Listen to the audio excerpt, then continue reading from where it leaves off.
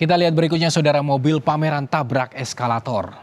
Sebuah kendaraan yang dipamerkan di Mall Paragon Semarang, Jawa Tengah mengalami kecelakaan pada Sabtu malam. Staf sales yang bertugas diduga tak mahir berkendara hingga kendaraan pun menabrak eskalator dan mengalami kerusakan.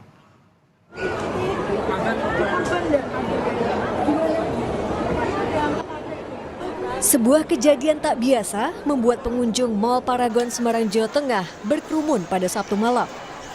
Mobil yang tengah dipamerkan oleh sebuah dealer kendaraan mengalami kecelakaan hingga mengakibatkan kendaraan ringsek dan eskalator rusak. Menurut polisi, kejadian ini bermula saat seorang sales mencoba untuk mempromosikan mobil kepada pengunjung. Saat hendak menyalakan mesin, ia tak tahu jika tuas sudah masuk ke gigi 1. Mobil pun melaju dan sales yang panik itu malah menginjak pedal gas. Kecelakaan pun tak terhindarkan.